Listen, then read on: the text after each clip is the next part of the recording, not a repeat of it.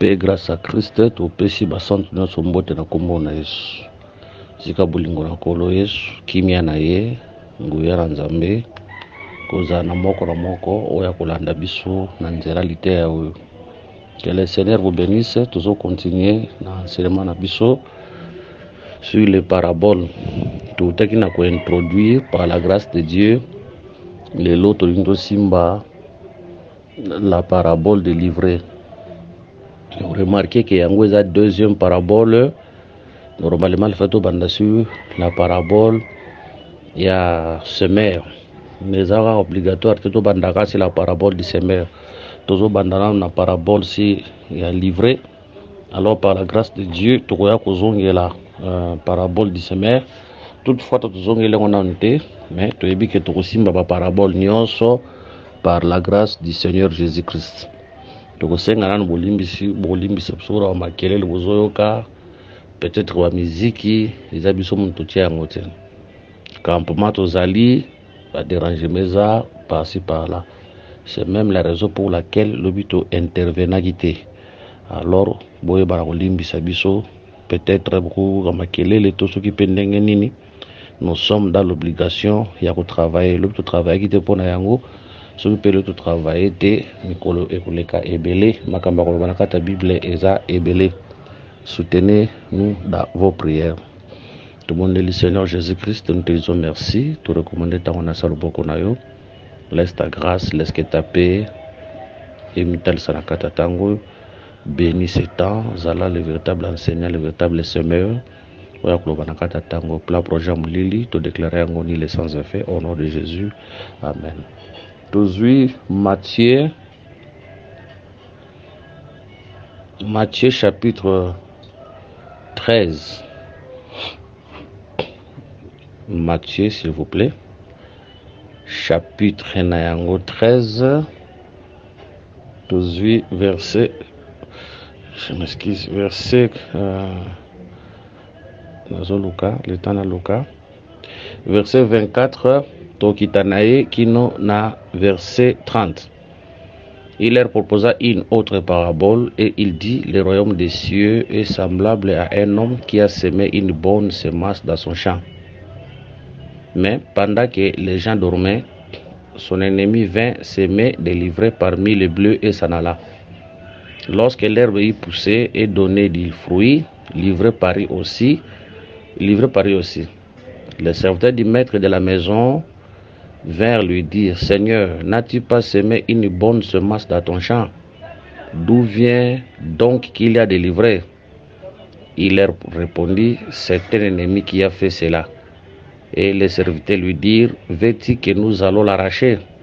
Non, dit-il, de peur qu'en arrachant l'ivraie, vous ne déracinez en même temps le bleu. Laissez croître ensemble l'un l'autre jusqu'à la moisson. Et à l'époque de la moisson, je dirais au moissonneur: arrachez d'abord l'ivraie et liez-la en gerbe pour la brûler, mais amassez le bleu dans mon grenier. Voilà. Que le Seigneur bénisse cette écriture. Quand le Seigneur parlait, il parlait en parabole.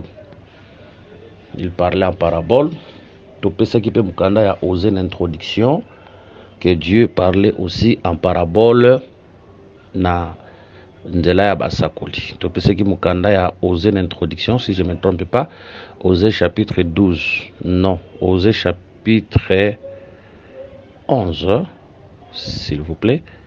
Le temps que na luka yango, il faut aller entre 11 et 12. Non, 12 verset 11. Je parlais aux prophètes, j'ai multiplié les visions, et par les prophètes, j'ai proposé des paraboles. Quand Dieu parlait, il parlait en parabole.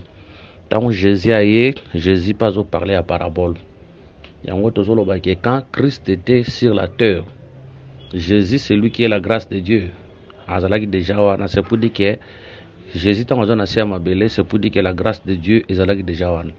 Mais la grâce de Dieu est au bandamsala proprement penza le jour de la Pentecôte.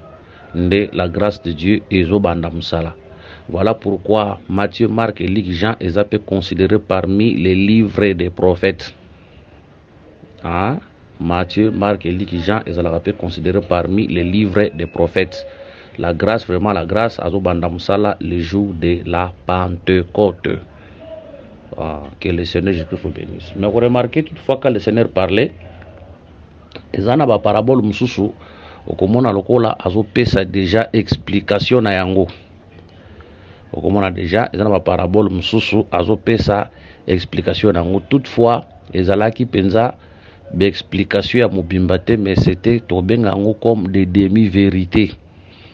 Comme des demi-vérités, parce que le Seigneur là qui moli mosantoya, tant moli mosantoya, nde akoyeba na kopesa o ezali explication complète.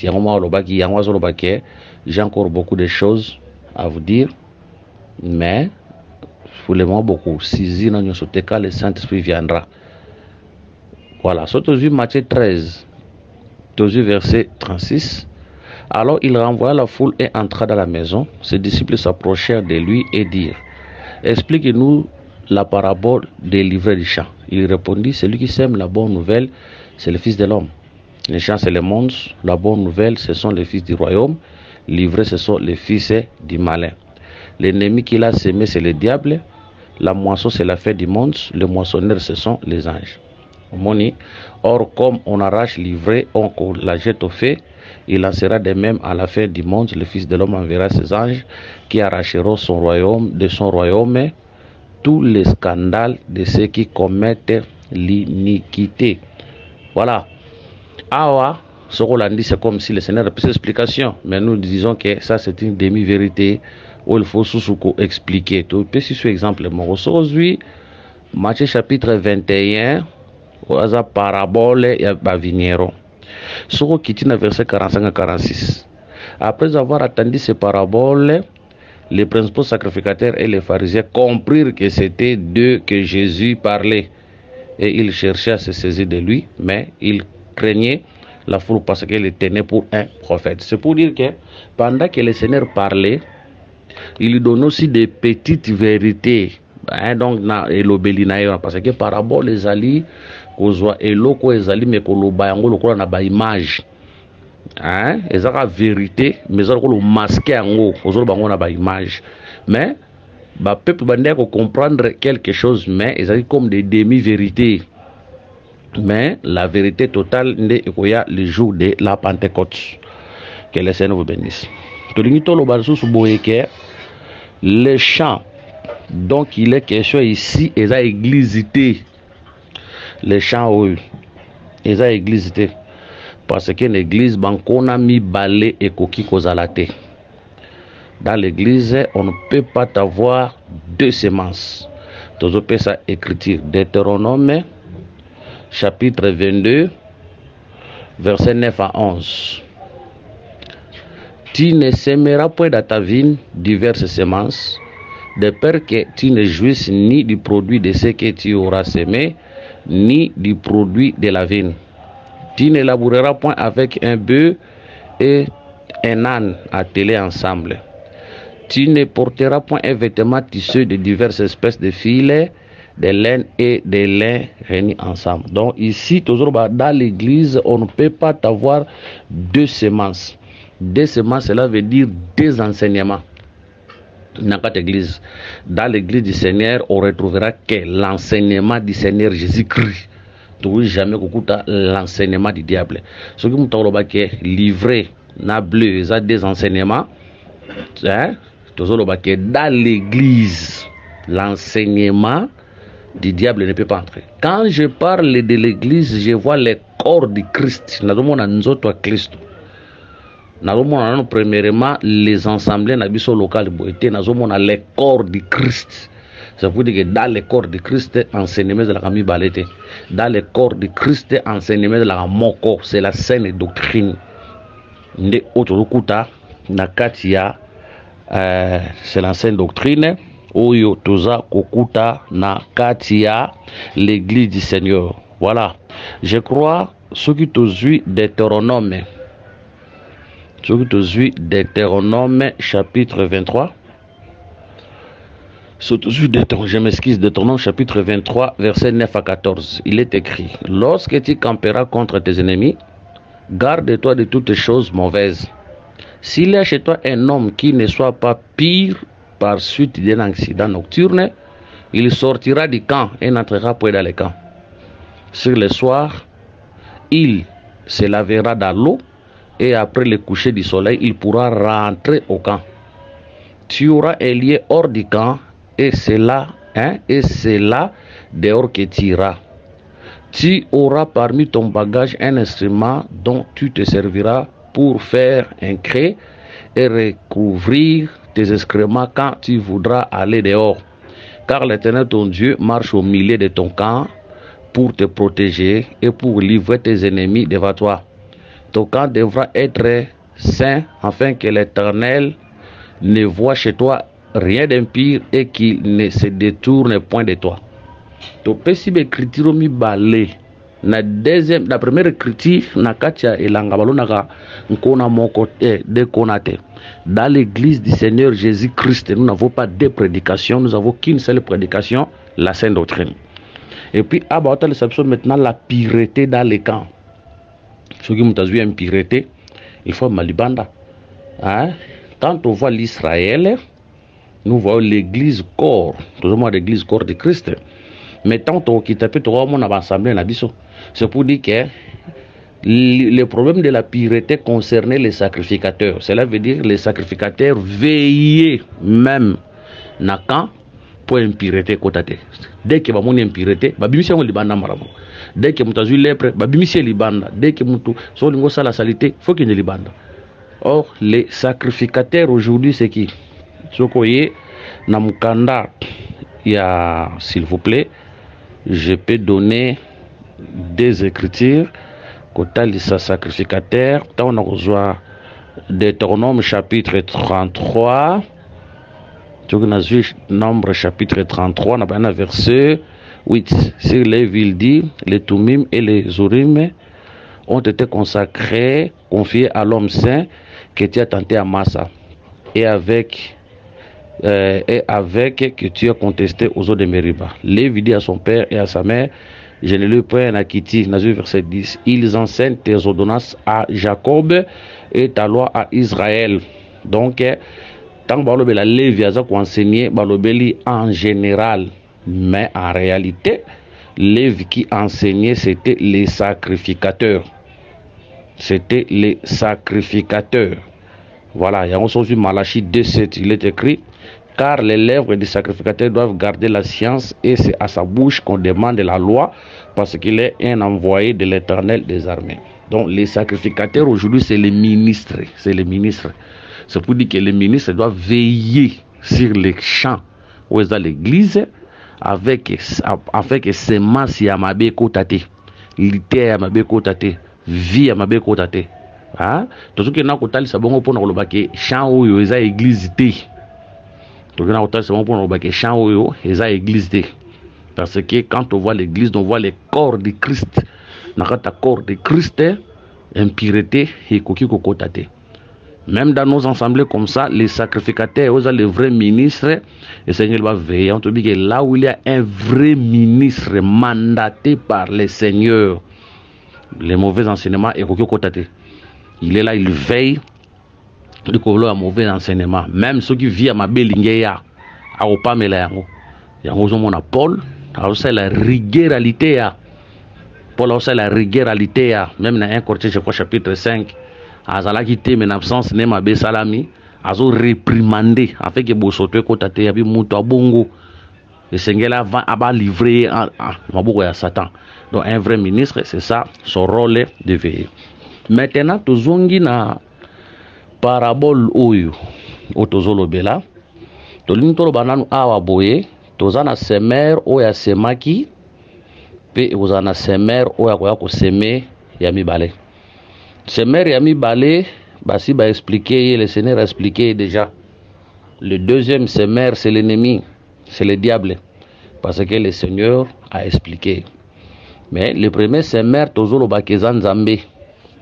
Le premier semer est Zambé. Parce que comme on a, il y a une question oyo ba disciple ba zakutuna ye tozwi écriture par rapport à ba ya ba question wana nde tozwi écriture. Matthieu chapitre 13. Matthieu chapitre 13 24 à 30. Tobandi tozwi verset 27. Les serviteurs du maître de la moisson vinrent lui dire: Seigneur, n'as-tu pas semé une bonne semence dans ton champ? Awa tozomona les semeurs, c'est Dieu lui-même, le Seigneur, donc yende les semeurs.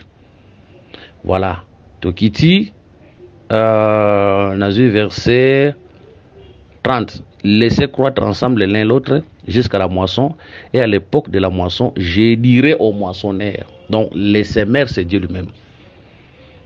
Hein? Les semeurs, c'est Dieu, l'ennemi, c'est le diable.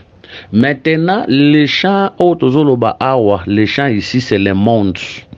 Tout de suite, on peut se dire, précision à début, que c'est l'église. Les champs, c'est le monde. Vous voyez? Les champs, c'est le monde.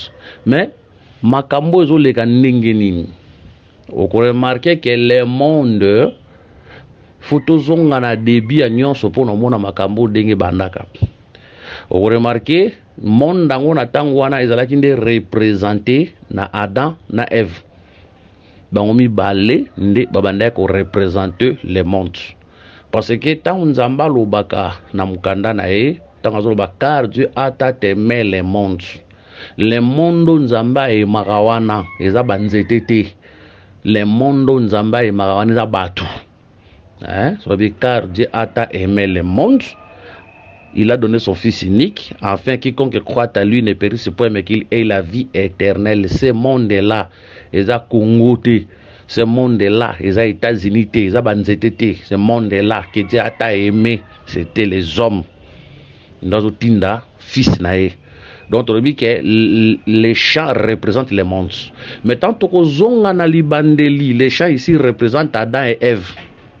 O Nzambe, la semeur. Parce que dit que Dieu c'était semeur. Sa parole c'est toute une semence. Hein? Yango remarqué na débit tant que ba ke laisser soit ma belé talisami. Donc ma lobana e boti. Donc ma loban Nzambe za la semence. Voilà.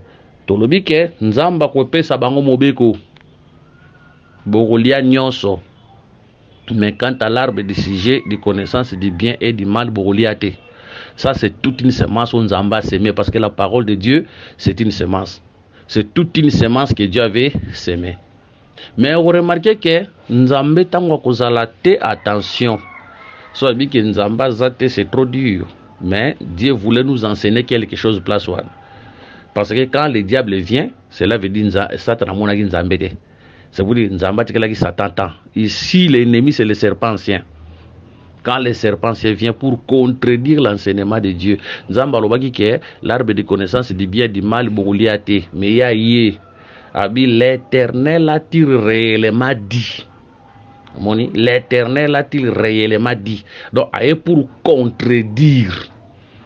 Yango tolobaka ke tout prédicateur qui contredit la saine doctrine, c'est un serpent. Hein? Au moni Paul avait dit, moi aussi j'ai dit, c'est un serpent. Oh, mon Paul, la sala qui est rare, moi je vais pour corriger Paul, c'est un serpent. Donc, tout prédicateur qui s'oppose à la saine doctrine, tout prédicateur qui s'oppose à la prédication, ou l'apôtre batéa serpent, descendant serpent. On est batéa, on peut sa koufa. Parce que vous remarquez dans les déserts, il y a un serpent, au sugi basui, baoboma, mais il y a un serpent de rein, au sogotali au biki. Ba serpent au ceux qui suivent mutu akufi, des faux prédicateurs aussi aujourd'hui, des faux prédicateurs au matin, venin, ils prêchent leur prédication donne la mort.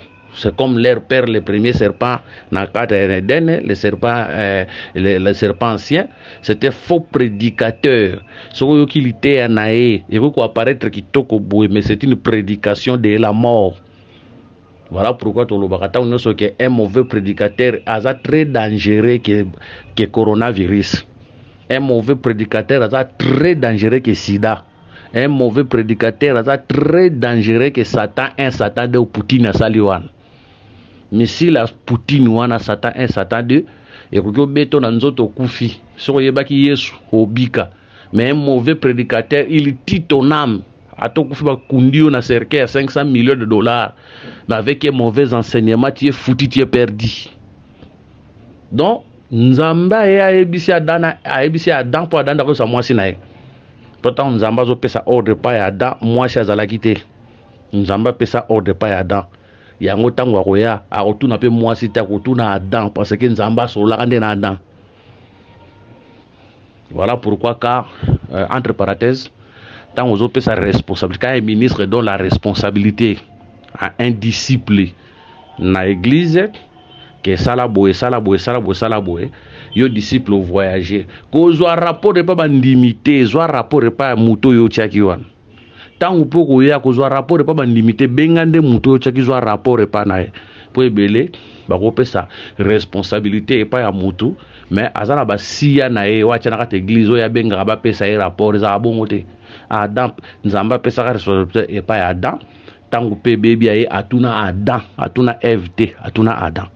Donc likambo yo tokoki pe kotalisa yango ko expliquer Adam pe lokola ministre na lobeli mususu to expliquer pe Adam lokola ministre na lobeli mususu mais na lobeli mususu to simple pe lokola disciple nakangi parenthèse wana que le Seigneur vous bénisse nakangi parenthèse naza ko expliquer le premier semeur comme Dieu oazo yebisa bango oyo bolia mais oyo bolia te. Le deuxième semeur c'est le serpent ancien, il vient avec sa semence pour contredire la semence de Dieu. Alors bi kete ayebi ke mko bokolia ngo kufa te boko koma loko la ye so tondi make mukolo balia yango bakufaki parce que to kana mort mi balé ba mort zami ebele mtuna mi balé mort à liboso c'est la séparation entre l'homme et Dieu wana mutakufi mort à liboso yango wana tondi ma les mêmes jours Adam et Ève baliaka yango sur le plan spirituel bakufaka 1 Corinthiens 15 la Bible dit que la mort était venue par une seule personne bakufa. Sur le plan physique tondi ma bakufa parce que pas nzambe 1000 égale à un jour Adam sala 930 ans c'est pour dire que ça ta jour moko ta kufa le même jour wana.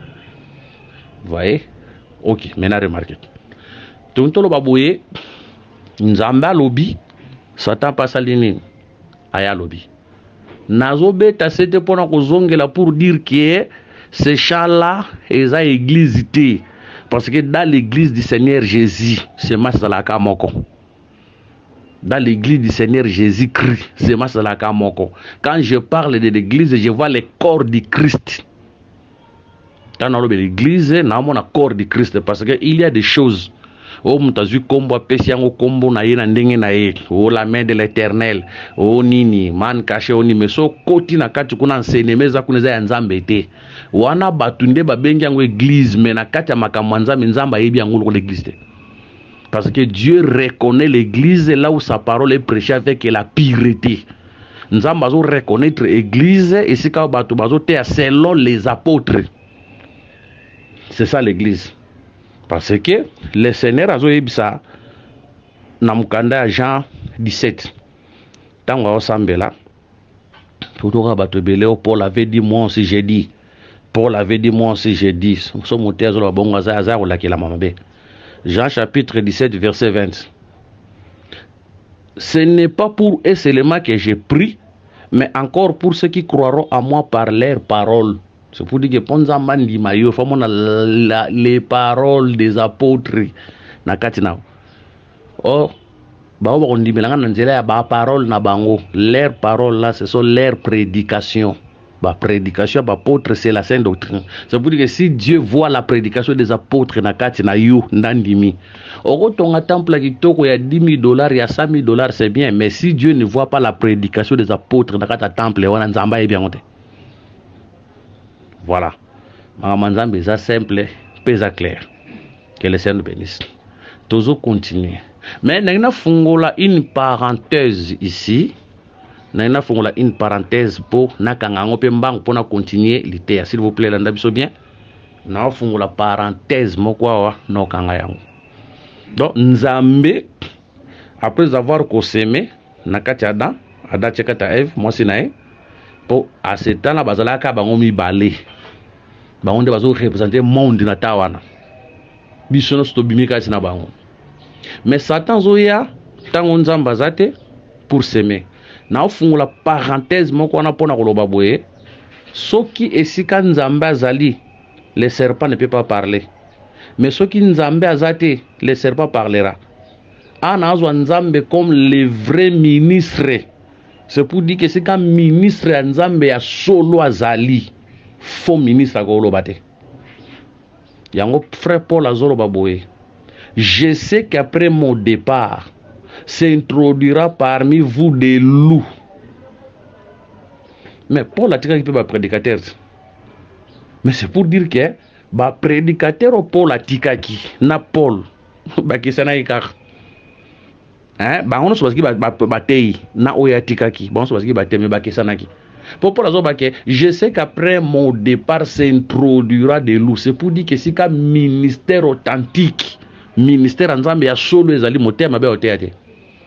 Motea mabe akoteate. Parce que la chair ba pesa ngo na n'importe qui te parce que lelo ba pesa chair na n'importe qui makamanzambe comme na complaisance la chair ba pesa ngo na n'importe qui te.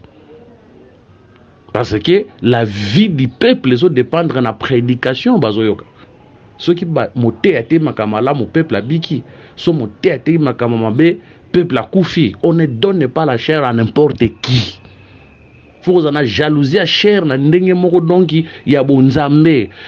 Paul dit je sais qu'après mon départ, c'est pour dire que voilà pourquoi ministre et sengela ndima ko souffrir pour amsala nzambe.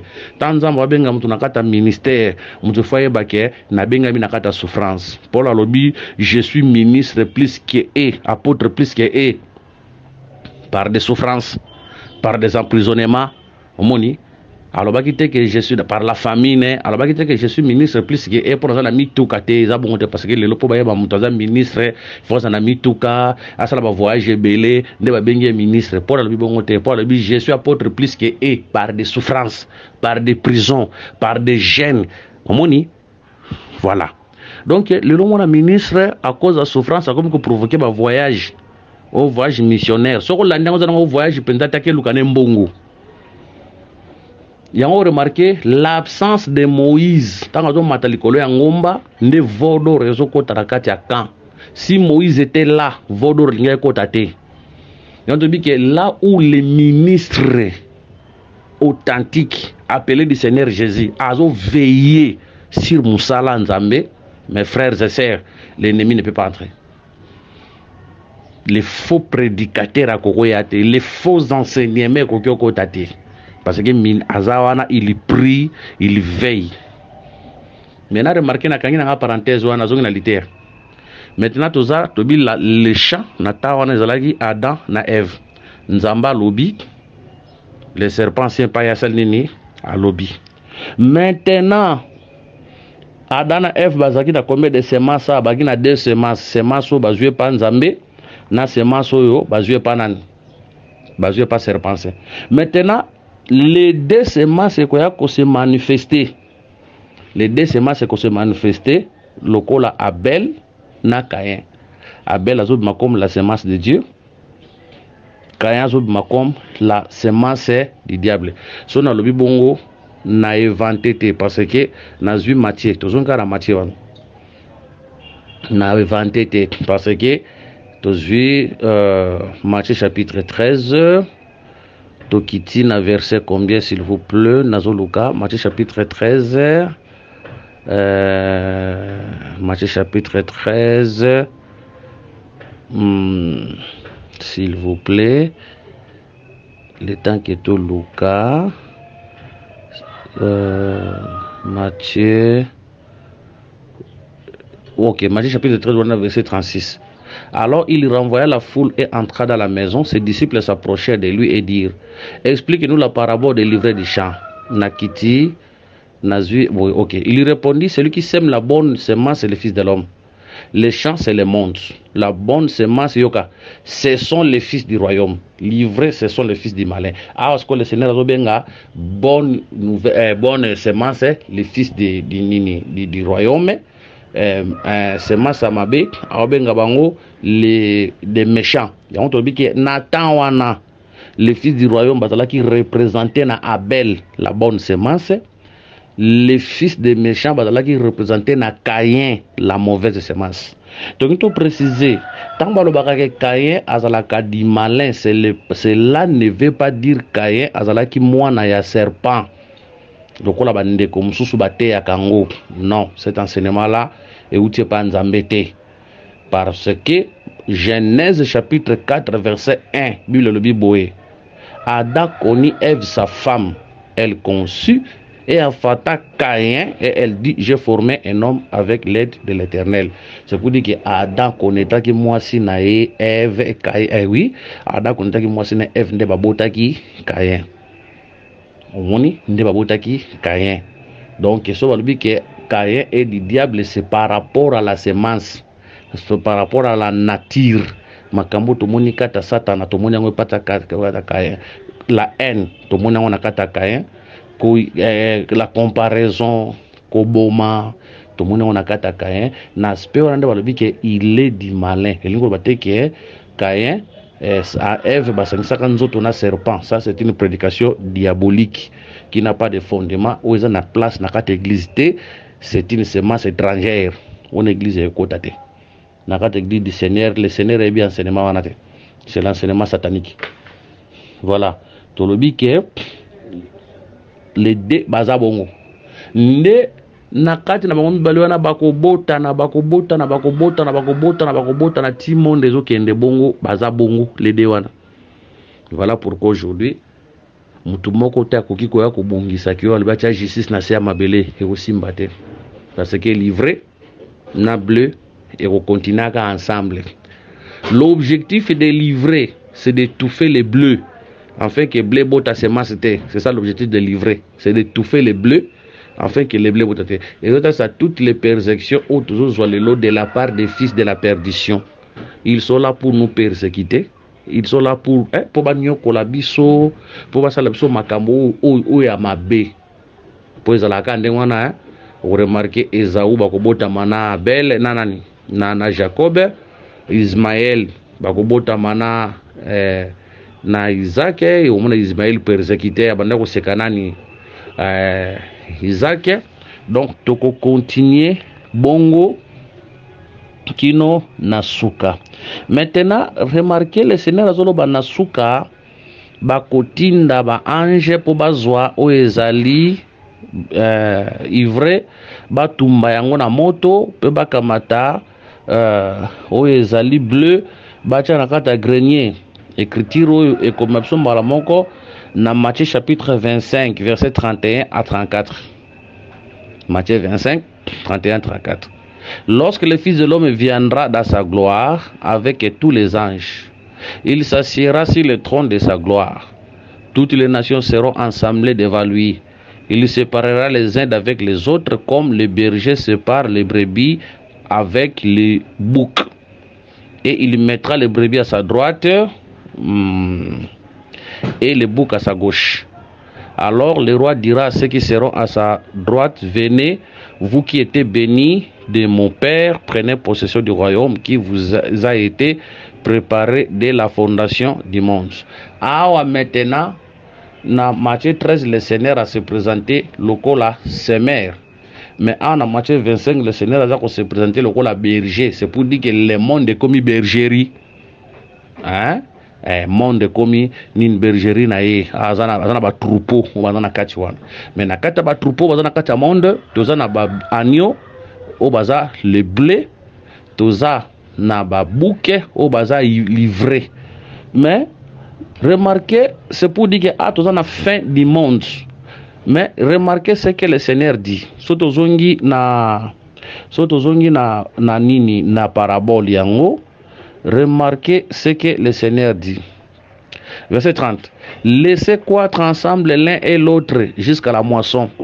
Et à l'époque de la moisson, je dirai au moissonneur, arrachez d'abord l'ivraie et liez-la en gerbe pour la brûler, mais gémissez, mais amassez le bleu dans mon grenier.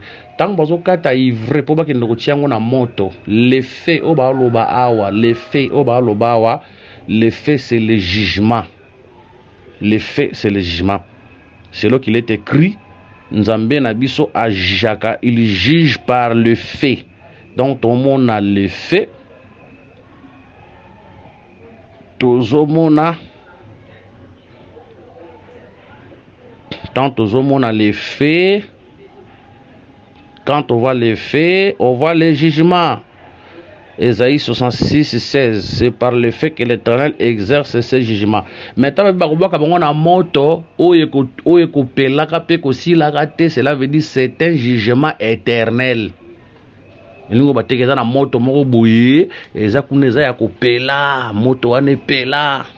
C'est un jugement éternel. Le fait, c'est le jugement. Un fait qui ne s'éteigne point, c'est un jugement éternel. Hein? Cette écriture va s'accomplir précisément. Ça, c'est la deuxième résurrection. Ça, c'est la deuxième résurrection. Parce que la première résurrection, avec la résurrection à vierge sage. Mais, tout ce qui est ok, et bandiwana. Mais une partie, c'est qu'on a Apocalypse chapitre 20. Encore la première résurrection. La Vierge folle avec les 144 000 membres au Bakokoufa, la grande tribulation. C'est qu'on a Apocalypse 20 avant les reines millénaires. Et ça, la première résurrection. La résurrection à Vierge sage, avant l'enlèvement de l'église. La résurrection, et la résurrection moko. Toko ti reine millénaire. Après les reines millénaires, nous allons la guerre à Gog et Magog. Après la guerre à Gog et Magog, maintenant la seconde résurrection, la seconde résurrection, ils ont concerné tous les fils de la perdition. C'est pour dire que tant l'enlèvement de l'église, les fils de la perdition vont tika la kaka dans ce jour de mort. Toké, une semaine jusqu'à la Daniel, grande tribulation et salami. Comme l'Apocalypse 20, avant reine millénaire, les vierges folles à Sekoui, vierges folles au Manassa, 44 000 membres, bazo c'est qu'on a des reine millénaire, les fils de la perdition, bazara nassé à Mabélé. Mais ce après bataille à Gog et Magog, tous les fils de la perdition, bako c'est quoi? Tant bazo c'est quoi wana bipo bakende na moto wani ngo baza moto tezo talisa le jugement éternel tozo ndima ke bon tozo lobela yango te tozo lobela jugement éternel te, mais nous croyons que leurs esprits et kozala susu de nzamba ko anéantir l'esprit na bango. C'est ça la seconde mort. La première mort, c'est la mort du corps. Tandis que la seconde mort, c'est la mort de l'esprit. C'est pour dire que les esprits et kozalaka les sousté. Aujourd'hui, ils sont morts quant à la chair. Mais leurs esprits existaient dans le séjour des morts. Babenyango, la première mort, nous autres koufi, mais molimu ezali, nakata séjour des morts. Mais la seconde mort, le rôle nous autres ezali soute, c'est pour dire que milimu nde kokufa. Donc, ils n'existeront plus. C'est ça le jugement éternel. Bakotikala kozala les sousté, balongwe. Nde bakozo sikoyo blé batie na kata grenier tozondima. Ça c'est notre retour maintenant à l'éternité pour la place wana. C'est ça notre retour à l'éternité. Tozongi dans la présence du Seigneur Jésus. Que le Seigneur nous bénisse. To préciser sous pour nous que ces chants là c'est le monde. Ces chants là ce n'est pas l'église. Parce que quand on parle de l'église, on voit le corps du Christ. Nakata corps à Christ motomabe akokotati. Que le Seigneur nous bénisse. Voilà pourquoi les ministres de Dieu doivent beaucoup veiller. L'École à l'Assemblée locale Nabiso Auto Sambe la Boé. Faut qu'on veille. L'École à l'Assemblée locale Nabiso. Parce que ceux qui ministrent à veiller, l'École à l'Assemblée locale, nous avons remarqué des faux prédicateurs bazo kota. Ceux qui ministrent à veiller, l'École à l'Assemblée locale, on a des faux frères. Mon sœur azala qu'il banda vierge à une église, au frère on a des vierges. On a des faux frères, un circoncis. Batabon faut qu'on boit kaeli banda. Voilà pourquoi un vrai ministre doit veiller sur la pureté même dans les camps. Et là il y a bande kobasi, et là il y a bande komibali, et tamboli na bango, kolande la jeunesse. Un ministre doit veiller. Et on doit musala nyo sala mo anakate église ministre face à la place wana. Parce que bon, donc il nous sait que c'est ok pour nous on tout que nous côté sur na pensée mususu mais tout on pour nous que un ministre de Dieu doit veiller sur tout ce qui se passe à l'église du Seigneur Jésus. Voilà, que le Seigneur Jésus vous bénisse. Tout préciser pour dire que les champs ce n'est pas l'église, les champs c'est le monde. Parce que quand on parle de l'église, on voit les corps de Christ. Na kata corps de Christ mateza la kami balete, mateza la kamoko. Ana zolo ba église à Yesu. Na ba église à Yesu. Na ba église te ya ba tuté, na ba l'église du Seigneur Jésus-Christ. Monter ma beza na kati kuna te. L'église du Seigneur Jésus-Christ, okuta livré na kati te. Hein? Là, je parle de l'église de Jésus-Christ. Mais ce qui concerne nos assemblées locales, Boé, ministre Sengeli a veillé, pour ce qu'a veillé, surtout cas, livré côté, dans l'assemblée locale, dans l'assemblée locale. Ce qui ministre a veillé. Ministre faut veiller. Tu vas voir, ministre faut, voilà pourquoi ministre faut sambela mingi. À côté de la retraite de prière mingi. A méditaka mingi azoka beaucoup plus tango koyoka nzambe parce que avenir à peuple wana ezo dépendre na ye. Il doit veiller sur l'œuvre. Voilà pourquoi un ministre de data mutaba complaisance te nakata makambo nzambe. Kocha mutu nakata musala te po toza ekolo moko. Kocha mutu nakata musala te ke opo aza pesi nanga confiance asunga ngai. Kocha mutu nakata musala te ke opo omoni ba raison moko boye te. Un ministre de Dieu asala même ce que sengeli kocha mutu, sengeli nzambe a orienté.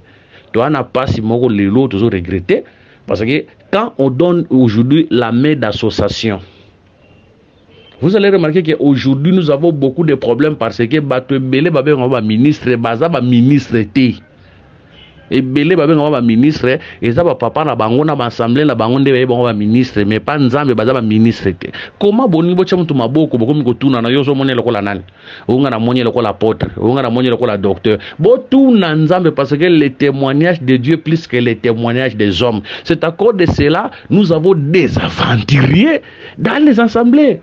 Bana bache bango maboko ezaka ba ministre mususu. Tant frère Paul azoté frère Jean Zolobake ils sont sortis du milieu de nous. Hein? Ils sont sortis du milieu de nous. Mais frère Paul, tant frère Jean Zolobake ils sont sortis du milieu de nous. Oui, ba bimi et puis problème so makase c'est que ba o ba bimi na nteme o batikali mais ba kota ki ndenge nini. Ba kota ki ndenge nini. Nous avons précisé qu'ils sont sortis au milieu de nous. Nous, on les églises corps de Christ, les assemblées locales. Les églises corps de Christ, les assemblées locales. Et puis, bah, ministre, le ministre ne veille pas. Donc, un ministre doit veiller. Un ministre doit être présent dans l'assemblée locale. Un ministre doit être toujours présent dans le sambo, dans la gêne de prière, dans ma méditation, en fait que l'ennemi a tenté à pénétrer. Mais ce que le ministre, c'est le cas qui rêve. L'ennemi a recota. A recota dans l'assemblée locale, mais dans le corps de Christ. Parce que dans le corps de Christ, dans le corps de Christ, voilà, que le Seigneur Jésus vous bénisse. S'il a des questions à poser, bah, numéro 9 c'est plus 43 99 88 77 333 plus 43 84 22 64 114 Père en Christ tout côté prochainement na parabole sous la parabole les belé bobo de la ponabiso fait que le Seigneur s'absent ngolu ya ko expliquer yango nyonso que le Seigneur vous bénisse.